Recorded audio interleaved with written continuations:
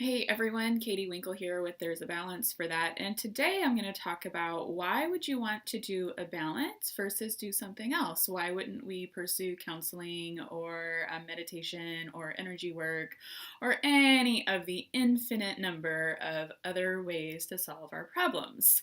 Now, all of those things are really, really good for us. I'm not going to say that anybody should ever stop seeing their counselor. Nobody should ever stop seeing a doctor. Nobody should ever stop seeing, going into their meditation practice every day because those things are all really beneficial for us.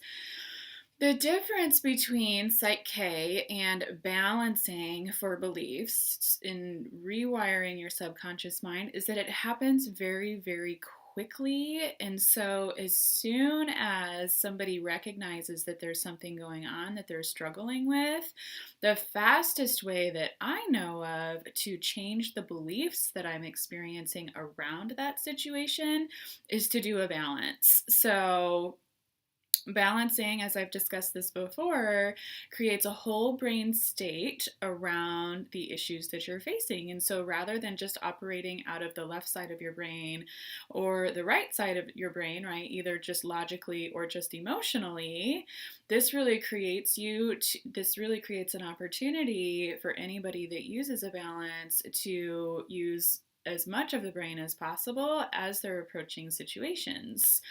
And so, how is that different? How is that different from doing, let's say, meditation? Meditation is a beautiful practice. It's really grounding. There's lots of different ways to do meditation. Some of those just involve like mindfulness and breath. Other things involve visualization. Other things just involve like really paying attention to all of the feelings and the sensations that you're having as you're going about an activity. So it's a really active version of meditation. And meditation does work to rewire the mind. But in my experience, it's not a very fast process. It does make us feel great. It's a great way to start the day or to end the day because that's really when you're accessing different levels of brainwave activity within the brain. But it's not necessarily something that can help you shift a limiting belief for yourself within a matter of minutes. Same thing for counseling. Counseling is wildly important and helpful and successful for a lot of people. But, and this is where the originator of Psych K really received this information or kind of came up with the information. He was working in professional therapy practice. He was a counselor and he had a master's and a PhD, and his patients were having some success, but after years of working with them, he got to the point where he was like, they're conscious of what they are doing. They know where all of these limitations came from, and yet those two things aren't enough to create a shift in the everyday behavior of my clients. So what can we do differently? And it was as if like something happened and he just started typing this information. It just came to him about how we can create a whole brain state for people that are willing to participate in Psych K and to participate in balances. The challenge with things like counseling and meditation and even other types of energy work, where energy work is really great in helping the energy to move around the body. Sometimes, emotions and beliefs and things, they can get stuck in certain areas of the body depending on what kind of trauma that person has experienced, whether that's emotional trauma or physical trauma or anything else really. We can move that energy around the body and sometimes it can leave the body, but frequently doing that isn't enough because there was some kind of like belief or shock to the system that might have happened in the first place to attract that energy and keeping it stuck where it's at, or something that keeps on bringing that energy back to that part of the body or bringing that energy back into the body. And so using Psych K balances and dealing directly with the beliefs that are creating the circumstances that people live with is a really great way to reprogram the mind designed so that we have the operating software, so to speak, to run as smoothly as possible. And who wouldn't want that?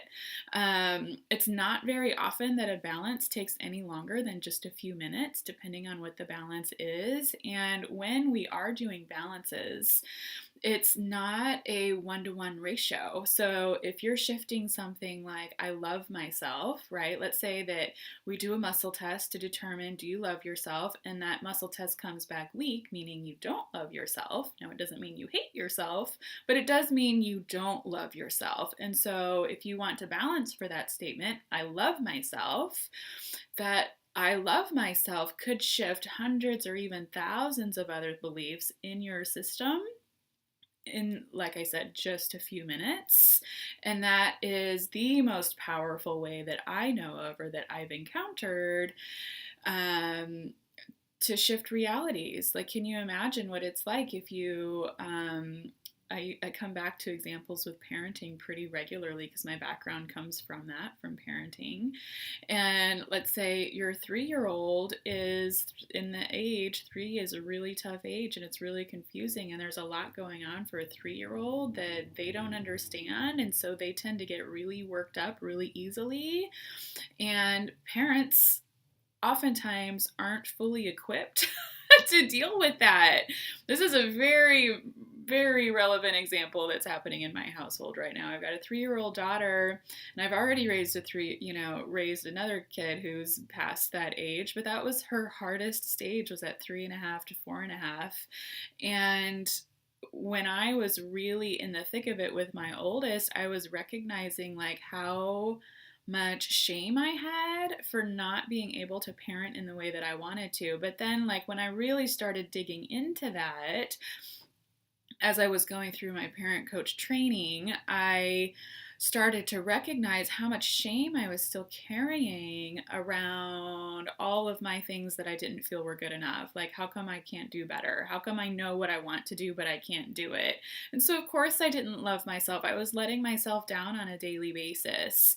And so, if I was thinking that and thinking, like, I just can't get this right, how come nothing I do is good enough, and all of that stuff, of course, my daughter's terrified because she doesn't have somebody that's safe to go to. But when I started shifting these beliefs for myself, I love myself, I am enough, I'm proud of myself, I'm proud to be me. Like, once all of these things start shifting, then our children pick up on it and everything is different. We can have more confidence and more belief in ourselves to do the things that we want to do in the ways that we want to do them. So we actually do the things that we want to do, how we want to do, and that creates ripple effects across everybody, right? That's for our children. And so, like, if our children aren't scared by us, like, they could have like a really great day when they go to school that day, and they aren't going to be like caught up in this stewing of like, well, mommy's mad at me. It's because I'm not going to be mad at her because I have nothing to worry about because I already love myself, right?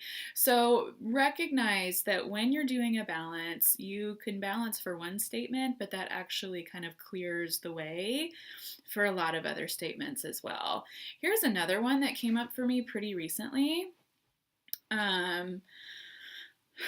I was in a session with a peer. We were at a workshop, and I was, something came up for me around like not ever feeling rested, basically. And she said, well, when was the last time you felt rested, or how long have you felt like this, where you're just tired all the time? And I said to her, I was like, I don't know that I have ever felt rested. And then it occurred to me that like I just didn't have a very healthy or happy childhood. It wasn't awesome, basically. And a lot of us are like that, right? A lot of us have pretty rough childhoods, and like mine wasn't like awful, but it wasn't happy. I don't have happy memories of my childhood. And I've been saying consciously, I know my parents did the best they could, right? And so I had her muscle test for me. My parents did the best they could. And I came back weak to that. My muscle test response was weak to that. And what that means is that I I believed it consciously. Like, I've been saying this for years. They did the best they could, and I do believe that.